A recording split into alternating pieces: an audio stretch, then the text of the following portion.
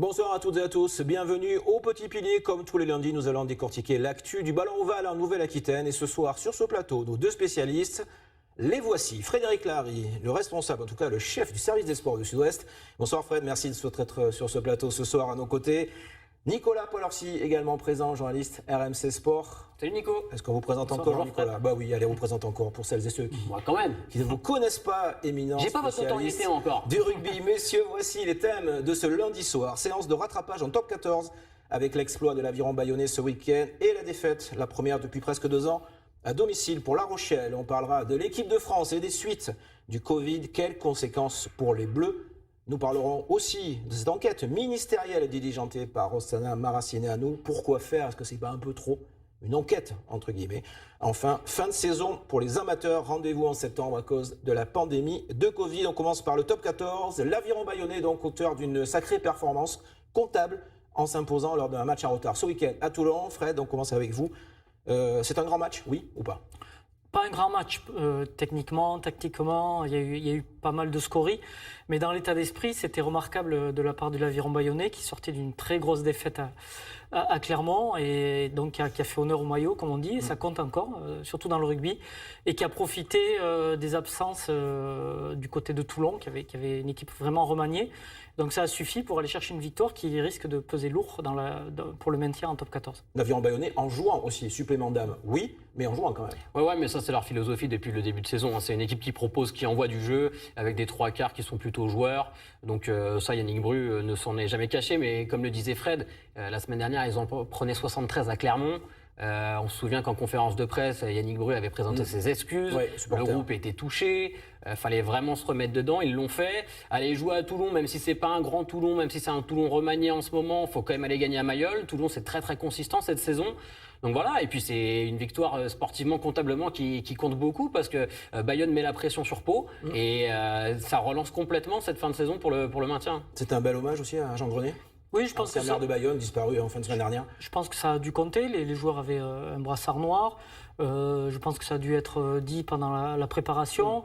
Jean Grenet, qui a été maire pendant très longtemps de Bayonne, qui a été président, qui est d'une grande famille bayonnaise, notamment de rugby. Donc je pense que ça a ajouté quelque chose aussi dans la préparation. Et aussi, on peut remarquer l'apport d'Amossa, qui vient de l'UBB, qui a beaucoup aidé dans l'axe, ce qui manquait un peu à Bayonne, et ce qui a permis d'aller chercher quelques pénalités à la fin, notamment celle de la gagne, de proposer un jeu un peu plus vertical que sur la largeur, donc de varier un petit peu, c'était bien aussi. Alors Bayonne qui s'impose devant à Toulon et qui recevra Lyon ce samedi, cette fois-ci pour le compte normal, on va dire, du championnat. Mais Bayonne qui a encore un match en retard, je crois que ça sera contre Agen. L'occasion pour les Bayonnais de se donner de l'air au classement. Un mot de La Rochelle, messieurs, qui a perdu sa place de leader en s'inclinant à domicile face à Toulouse 14-11. La première défaite depuis quasiment 2 ans.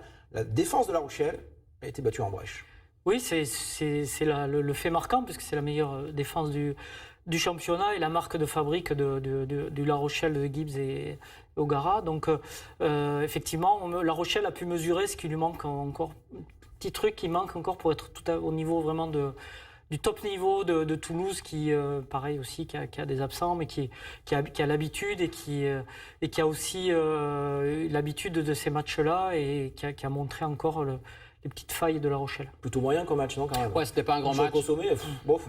Oui, au niveau du jeu, oui. Après, dans la densité physique, dans le combat, quand même, on sentait que c'était tendu, que c'était 2 équipes qui jouaient au tableau. Voilà. Après, c'est sûr que être devant sa télé à 21h pour regarder ce match en termes de contenu, c'est pas forcément le plus beau match de rugby qu'on ait vu. Mais attention, La Rochelle perd, mais La Rochelle prend un bonus déjà, ça c'est important. Et c'était un match en retard. C'était un match en retard. Et puis, je les trouve quand même solides, les Rochelais. Ils explosent pas en fait. Et il y a quelques saisons, même la saison dernière, on sentait que sur certains matchs, quand ils lâchaient vraiment. Là, c'est plus du tout le cas. Il y a quand même une cohérence dans leur jeu. Donc voilà, il y a des joueurs aussi qui sont absents des 2 côtés. Et on sait que Toulouse a l'habitude de gérer ces périodes de doublons. La Rochelle a peut-être moins l'habitude de le faire, même très certainement moins l'habitude de le faire, ça compte aussi. Et pour être complet, dans ces matchs en retard et top 14, Agen en a pris encore une à domicile, qui a pris, je sais pas combien, 50 points, je sais plus. La 17e défaite, en tout cas, en 17 journées pour le SUA, qui continue son calvaire dans le top 14. Autre calvaire sur un autre niveau, cette fois-ci, l'équipe de France. C'est le 2e thème de cette émission ce soir. Vous le savez, pas de France-Écosse ce dimanche à cause des cas de Covid. On a l'impression que c'est toujours un joyeux bazar autour des Bleus. Qui est le patient zéro? Qui a fauté? Qui a fait quoi? C'est pas vous. Non, c'est pas moi, c'est un peu moyen. Vous êtes pas allé à la rencontre des joueurs de l'équipe de France C'est pas moi. il y a 2 semaines. Non, c'est sûr que c'est déplorable qu'on arrive, que l'équipe de France de rugby, que ce soit l'équipe de France A, l'équipe de France A7 ou l'équipe de France A7 féminine, ou moins de 20 ans, n'arrive pas à faire respecter une bulle sanitaire alors que, après, c'est pas facile de contrer le coronavirus, mais il y avait quand même un protocole qui a été établi, qui avait été présenté au ministère et au comité des 6 nations, puisque c'était une des conditions aussi pour le jouer. Et on se rend compte que, visiblement, il n'a pas été respecté. Donc, c'est un manque de professionnalisme. Est-ce que ça va laisser des traces? Alors, on parle de Fabien Galtier, qui aurait rompu cette fameuse bulle sanitaire après que Serge Simon ait accusé le préparateur physique, Fabien Galtier qui a fauté ou pas, entre guillemets. Toujours est-il que... Est-ce que ça va laisser des conséquences entre les joueurs et leur coach? Sur les joueurs, je sais, oui, peut-être, mais je pense que ça, ils vont vite retrouver le fil. Vous savez, quand vous gagnez sur le terrain, derrière, on oublie tout. Donc ça, je pense que ça ira. Mais en termes de communication, l'image qui est renvoyée par le rugby français est une nouvelle fois déplorable. Quand on voit la com de Bernard Laporte et de Serge Simon qui va charger, comme vous l'avez dit, un préparateur physique qu'il identifie comme le patient zéro. On se rend compte que derrière, en fait, c'est le sélectionneur qui a cassé la bulle pour aller voir un match de son fils, que le président de la Fédé... En fait, ils essaient d'étouffer l'affaire. Mais pourquoi ne pas le révéler? C'est raté. Pourquoi ne pas le révéler et dire, voilà, c'est vrai, Fabien Galtier a fait ça. Là, on a l'impression que c'est un peu le défaut de Bernard Laporte et de sa communication. Quand ça va mal, c'est quand même leur style de communication et c'est vrai que... Est-ce qu'il peut y avoir, monsieur, une rupture entre Fabien Galtier, j'insiste là-dessus, et son groupe? Rappelez-vous, au début, Fabien Galtier qui avait placé l'exigence, l'honnêteté, la rigueur au-dessus de tout avant, ou en tout cas au tout début de son mandat de sélectionneur. Rupture, c'est peut-être un peu fort, parce que comme disait Nicolas, tant que ça gagne et que les joueurs sont sélectionnés, ça ira. Mais c'est vrai que ça fait tâche dans le processus de reconstruction du 15 de France, qui était justement basé sur le respect des règles, et notamment extra-sportives. Fabien Galtier, d'entrée, avec Raphaël Ibanez comme manager, on dit, voilà, maintenant il y a un code de conduite, il y a un cadre de jeu, il y a un cadre de vie. Ils ont beaucoup insisté sur le cadre de vie. Et on se rend compte que celui qui n'a pas respecté le cadre de vie qui est particulier lié au Covid, c'est notamment le sélectionneur, pas que lui, puisqu'apparemment les joueurs aussi ont eu quelques libertés. Mais surtout, on se rend compte qu'il y a un gros hiatus entre bulle sanitaire et gestes barrières. Bernard Laporte, pour se défendre, dit on a respecté les gestes barrières. Mais non, c'est pas ça qu'on leur demandait. C'était une bulle sanitaire, comme il y a eu à NBA, comme il y a eu au final 8 de la Ligue des Champions, c'est-à-dire une vraie bulle étanche. Et là, la bulle, elle a coincé. Et vous comprenez dans ces cas-là que les clubs soient inquiets? Ils envoient leur joueur en équipe de France, certains reviennent positifs, ils se demandent ce qui se passe, alors que les clubs font quand même globalement beaucoup d'efforts pour éviter les cas de Covid. Les clubs, ils subissent le manque de rigueur de l'équipe de France. Les clubs sont très impactés depuis le début de la pandémie, plus que la fédération. Il n'y a plus personne dans les stades, leurs billetteries sont touchées, les budgets sont touchés. Et là, on va leur dire, parce que le sélectionneur est allé voir un match de son fils, si c'est bien ça qui s'est passé, on peut encore utiliser le conditionnel. Non, mais voilà, qu'on va priver les clubs de leurs internationaux sur un match peut-être de championnat. Enfin, ils ne savent pas quand sera reporté le match. Je pense que les clubs donnent énormément à l'équipe de France, notamment depuis qu'il y a Fabien Galtier et ce nouveau protocole qu'ils ont mis en place avec 42 joueurs qui sont libérés, même si pour ce tournoi c'est différent, mais ils ont essayé de modeler un peu la chose. Mais voilà, les clubs donnent énormément. Il y a un moment, il ne va pas falloir trop les chauffer non plus, les présidents de clubs, c'est eux qui payent. Ça peut casser la dynamique sportive des Bleus, je parle, pas des clubs. J'ai bien entendu ce que disait Nico, mais des Bleus. Après 2 victoires dans le tournoi, ça n'a pas joué contre l'Écosse, ça renvoie, on ne sait pas quand. Ça dépend s'il y a beaucoup d'absents ou pas. Effectivement, s'il y a la moitié, sans Dupont, sans Olivon, etc., ça peut être un handicap. Mais de là, ce qu'il y ait une rupture entre... non, je ne pense pas, parce qu'il y a quand même beaucoup de talent dans cette équipe. Il y a un fond de jeu qui est quand même bien établi. Je pense que c'est assez solide pour que ça reste sur les bases. Par contre, au niveau du staff, moi, je me mets à la place du préparateur physique qui a chargé, qu'on a envoyé au front dans la presse et tout ça. Je l'aurais un peu mauvaise quand même. Ça peut quand même mettre des tensions fortes dans le staff. Elles existent, oui, ces tensions-là, puisqu'effectivement, on désigne quelqu'un sans être sûr que ça soit lui déjà. Et puis, et alors que personne vraiment n'a été, à part les joueurs, et encore, on a été vraiment... super professionnel dans cette affaire. Restons avec l'équipe de France, messieurs, pour évoquer le troisième thème de cette émission ce soir, avec cette enquête diligentée par le ministère des Sports, dont les conclusions sont attendues ce mardi. Le mot enquête, est-ce qu'il ne fait pas un peu excessif quand même? Moi, je me mets à la place de la ministre des Sports. Elle a donné son aval pour que l'équipe de France dispute le tournoi de destination. Il faut quand même rappeler qu'on est dans un contexte sanitaire compliqué, très difficile, avec des bars, des restaurants fermés. Donc il y a quand même une exception pour le sport de haut niveau. Donc il y a une espèce de contrat moral qui est passé en disant vous pouvez disputer le tournoi de destination, mais vous respectez certaines règles. Et la ministre se rend compte que les règles n'ont pas été respectées et surtout c'est un peu trivial, mais on l'a enfumé, quoi. Donc, on a voulu nous enfumer. Donc, c'est normal qu'elle fasse aussi son travail de régulation derrière et de respect. Elle est responsable au-dessus de la fédération, c'est quand même le ministre des Sports. Elle n'exclut pas de retirer la dérogation faite à l'équipe de France, justement, de s'entraîner et de disputer ce tournoi. Est-ce que ça peut aller jusque-là, vous pensez, Nicolas? Non, je pense pas. Je suis complètement d'accord avec ce que dit Fred. De toute manière, la ministre a un devoir d'exemplarité. Elle a permis à l'équipe de France d'avoir, entre guillemets, une dérogation pour pouvoir jouer ce tournoi. Elle se sent trahie aussi. Donc voilà, maintenant, le mot enquête, vous savez, moi, ça me... je sais pas... On ne peut pas enquêter sur des choses un peu plus importantes. Si, voilà, qu'on fasse la lumière sur ce qui s'est passé. Un rapport, c'est bien. Non, mais enquête, à Marcoussis, il y a 40 caméras. On va voir qui a quitté le centre d'entraînement, qui a enfreint les règles. OK, voilà. On n'a pas besoin non plus d'en faire une affaire d'État. Vous croyez qu'elle peut aller jusqu'au bout, qu'elle a retiré la dérogation? Non, je pense pas. À l'équipe de France, de disputer le tournoi, ça serait quand même... Si elle fait ça, quand même, on est sur une équipe de France qui gagne à 2 ans de la Coupe du Monde. Ça serait, je pense qu'en termes d'image, ça serait terrible pour l'équipe de France et aussi pour elle. Donc, personne n'a gagné quelque chose dans cette histoire. Donc, je pense que tout le monde gagnerait à dire voilà, on a fauté, on n'a pas été bon, on va faire mieux plutôt qu'essayer d'enfumer. Mais ce qui manque, c'est la franchise depuis le début. Voilà, c'est tout, il suffit de dire. C'est tard quand même. La meilleure communication, c'est la franchise. Mais c'est la communication, c'est comme au Girondins de Bordeaux, on parle souvent de la communication. Non, mais de la mauvaise. On parle souvent des clubs qui communiquent mal, et là, c'est exactement pareil. Si dès le début, ils avaient posé le cadre en disant on s'est planté, il se passe ça, on va essayer d'enrayer l'épidémie, maintenant les joueurs, ils sont isolés, tout ça, on essaye de faire gaffe. C'était carré, c'était voilà, et il n'y aurait pas eu de débat derrière. Est-ce qu'il va y avoir des sanctions d'après vous? Alors vous ne croyez pas au retrait de la dérogation pour l'équipe de France de jouer le tournoi. Est-ce qu'il va y avoir des sanctions individuelles ou en tout cas préconisation de sanctions?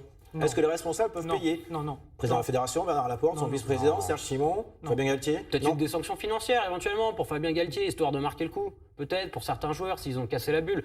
Et Fabien Moi, Galtier, j'y crois pas. Non, j'y crois pas non plus. Il a le soutien de Bernard Laporte, ça marche bien. On va pas virer Fabien Galtier parce que... Je vous pose la question. Non, moi j'y crois absolument pas. Et puis vous avez vu comment Bernard Laporte défend Fabien Galtier depuis une semaine sur tous les plateaux.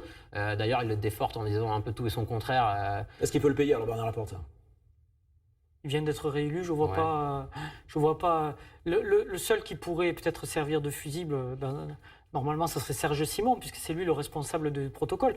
Mais c'est le bras droit de Bernard Laporte. Ils sont amis depuis X années. Donc Bernard Laporte ne va pas lâcher Serge Simon. Il non plus, il ne va pas lâcher Fabien Galtier. Est-ce que le pire n'est pas finalement pour l'image de l'équipe de France? On ne va pas parler du rugby français, parce qu'il ne faut pas généraliser, de l'équipe de France. En tout cas, de cette équipe de France-là, au sens très large. Vous regardez la presse anglo-saxonne. Alors en plus, pour eux, c'est royal au bar. Ils se disent, pour une fois que les mecs gagnent, ils se mettent le feu tout seuls avec le Covid. Donc ils nous tirent dessus. Mais c'est vrai que oui, encore une fois, on n'est pas bon. Non, mais c'est le manque de professionnalisme. On n'est pas bon, c'est le manque de professionnalisme. C'est le manque de professionnalisme, c'est tout. Et puis Fred l'a dit au début, toutes les équipes nationales sont impactées, sont touchées. Il y a des cas suspicieux ou des cas de Covid. Il y a des sports qui se sont joués, là encore, je pense au championnat du monde de hand. Alors les gars ne sont pas restés 3 mois ensemble, mais ils ont fait 1 mois et demi de préparation, 2 semaines de compétition, il n'y a pas eu un seul cas de Covid. Dans toutes les équipes du championnat du monde, ils ont respecté, il y a une bulle sanitaire qui a été mise en sortie. Oui, ils ont respecté la bulle. Non, mais ça veut dire que c'est possible. Ça veut dire que c'est possible de respecter ça. Oui, je suis tout à fait d'accord avec Nicolas. C'est un manque de professionnalisme de la part de l'encadrement de l'équipe de France. Les joueurs, peut-être que après, je pense que s'ils ont été manger une gaufre à Rome, c'est qu'on leur a dit vous pouvez y aller, je pense. Apparemment, ils ont demandé. Hein, ils ont demandé. Faire, en fait. Je pense que vous mangez des gaufres à Rome, vous. Voilà. Déjà l'équipe de France, oui. Comment ça fait très longtemps que j'ai pas mangé de gaufres et encore moins à Rome, mais c'est vrai que c'est un manque de professionnalisme de l'encadrement de l'équipe de France. Et ça pose un souci, quand même. Alors on verra quand c'est que se jouera ce match en retard désormais du tournoi destination France-Écosse. On a parlé de fin mars, on a parlé du 9 mars, mais bon, c'est un peu le bazar, y compris avec l'Écosse, qui n'a pas forcément envie de jouer aux dates prévues. On en saura peut-être un peu plus dans la semaine après cet épisode tragico-comique. On parlait de l'équipe de France de rugby qui ne nous déçoit jamais, même quand tout va bien. On a toujours des choses à dire dans l'émission. C'est le rugby qu'on aime. C'est le rugby qu'on aime. Même quand tout va bien, on a toujours des choses à raconter avec l'équipe de France et le rugby français. On va terminer cette émission par des choses qui nous font pas rire, le Covid, mais là encore moins. Le coup de massue attendu pour le rugby amateur français Masculin, féminin, toutes les divisions de la fédérale 1 au plus petit niveau sont désormais à l'arrêt de manière définitive pour cette saison. La Fédération française l'a confirmé vendredi, ce n'est pas une surprise, mais nous sommes simplement, en tout cas à l'époque de la décision, fin février. Il restait potentiellement 4 mois de championnat, c'était impossible de finir. Finir dans les conditions normales d'un championnat, c'était difficilement possible parce qu'il faut quand même relancer la machine, donc il faut s'entraîner quand même. 3 semaines, je pense qu'il faut au moins 3 semaines d'entraînement pour revenir. Je pense qu'il y a quand même la possibilité, si j'ai bien suivi, notamment pour les jeunes, de faire des challenges, ce qu'on appelle des challenges dans le rugby, donc de faire des tournois. Dans des conditions qui restent à définir. Voilà, définir. En fait, ils vont changer les formats. En tout cas, les championnats sont arrêtés. Oui, les championnats tels qu'on les connaît. C'est vrai que c'est regrettable, notamment pour le lien social qu'occasionnent les clubs de rugby. Quand il y a une phase finale, un petit niveau, c'est tout le village ou toute la ville qui en parle. Ça fait vivre tout le monde. Et puis c'est un dérivatif aussi à l'actualité qui est pas très souriante en ce moment. Mais moi, je suis pas surpris. Je vois pas comment on pouvait faire autrement d'arrêter au moins dans le format actuel les compétitions. Je pense que c'est une bonne chose au final pour les clubs amateurs parce que la saison ne se serait pas terminée dans tous les cas. Au moins on l'annonce plutôt tôt et les clubs peuvent déjà anticiper leur saison prochaine. Peut-être mettre une politique en place de remboursement des licences aussi pour les seniors parce que c'est vrai que les jeunes peuvent s'entraîner mais les seniors n'ont pas touché un ballon depuis 5 mois. Donc ça met... Voilà, il faut préparer plein de choses, essayer de redonner envie aux adhérents de revenir la saison prochaine. C'est peut-être ça aussi. Sachant que c'est pas du tout garanti qu'on ait encore une saison normale l'année prochaine. Donc voilà, il y a plein de choses. Il faut vraiment maintenant que tous les clubs se mettent à table avec leurs éducateurs, essayer de proposer des choses pour repartir la saison prochaine parce qu'on parle beaucoup des restaurants bien sûr, mais les petits clubs aussi, les associations sportives sont quand même bien touchées par la crise. Et franchement, je pense qu'il y a plusieurs... éducateurs, dirigeants qui vont lâcher l'affaire, qui sont complètement démobilisés. Et voilà, mentalement, ils y sont plus. Ça va être compliqué pour eux de repartir. Alors pourquoi ce qui a été possible au foot avec la Coupe de France et en National 2 qui est autorisé à reprendre le championnat ne l'est pas au rugby en fait? Disons qu'on pourrait l'envisager pour les divisions fédérale 1. Fédérale 1, on va dire, c'est un peu l'équivalent de National 2 du foot, c'est-à-dire semi-pro, on va dire. Donc je pense que ce qui a poussé le foot à faire reprendre la National 2, c'est les contrats. Il y a beaucoup de joueurs qui sont sous contrat, donc ça aurait peut-être coûté beaucoup d'argent en assurance, etc. Donc effectivement, peut-être que le rugby est basé sur un système de phase finale et c'est ça que je pense qui est compliqué. Ou alors il aurait fallu faire un championnat et dire ben voilà, le premier monte, etc. Mais je ne pense pas que ça aurait été assez équitable. Et puis le foot a joué quand même en début de saison. Est-ce que le rugby, il faut s'en remettre? 1 an et demi quasiment d'arrêt, si on renvoie à septembre. Le rugby amateur, vous voulez dire? Oui, le rugby amateur, évidemment. Hein, Oui, mais après, voilà, je vous dis, il y a des clubs qui vont être touchés, parce qu'il y a des clubs amateurs qui payent des joueurs aussi. Donc voilà, il y a des clubs qui ont plus impacté que d'autres. Pardonnez-moi, quand je dis ça, c'est juste par rapport aussi aux jeunes licenciés. On sait que les jeunes vont au rugby. Mais vous allez perdre des licenciés, ça c'est parce qu'ils voient des matchs, parce qu'ils voient des grands événements, ils ont envie de jouer. Là, ils vont mais tous les sports collectifs vont perdre des... Parce que les jeunes rugbyman peuvent quand même s'entraîner le mercredi dehors, mais il y a des sports en salle où on ne peut plus rien faire depuis 1 an. Et là, je peux vous dire que pour le coup... Mais là, on parle de rugby, je suis désolé. Non, mais ce que je veux dire, c'est que voilà, les rugbyman vont bien sûr perdre des licenciés, mais quand même, les gamins, ils ont pu jouer.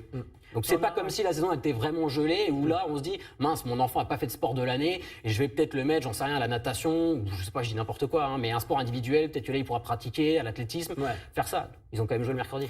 De toute façon, tous les sports ont perdu des licenciés. On a sorti récemment... les chiffres sur sudouest.fr et tous les sports ont connu une baisse de licenciés, c'est normal, vous ne pouvez pas pratiquer. Et l'enjeu, justement, ça va être d'aller rechercher ces pratiquants. Déjà qu'en temps normal, ce n'est pas toujours évident de les garder. Donc là, il faut aller les chercher, peut-être en changeant de format, en ayant des formats plus attractifs, plus ludiques pour les jeunes. Pour que les licences soient moins chères, etc. Donc c'est aussi l'occasion peut-être de se réinventer. Et ça sera le challenge de la Fédération française de rugby l'été prochain, ou peut-être d'ici le printemps, pour faire revenir les licenciés dans les clubs lors de la saison 2021-2022. Ça sera dans le rugby amateur, on rappelle, fin de championnat ou fin des championnats. C'est officiel depuis vendredi dernier pour tout le rugby amateur en France. Vous allez reprendre une licence, vous, ou pas? Masculin, je peux pas en parler. Depuis masculin et féminin. Merci de nous avoir suivis. Merci beaucoup, Frédéric Lahari, rédacteur en chef à Sud-Ouest au sport, et Nicolas Paolorsi, le bavard d'RMC Sport, d'avoir été présent sur ce plateau. À lundi prochain, belle soirée sur Noix. Ciao, ciao.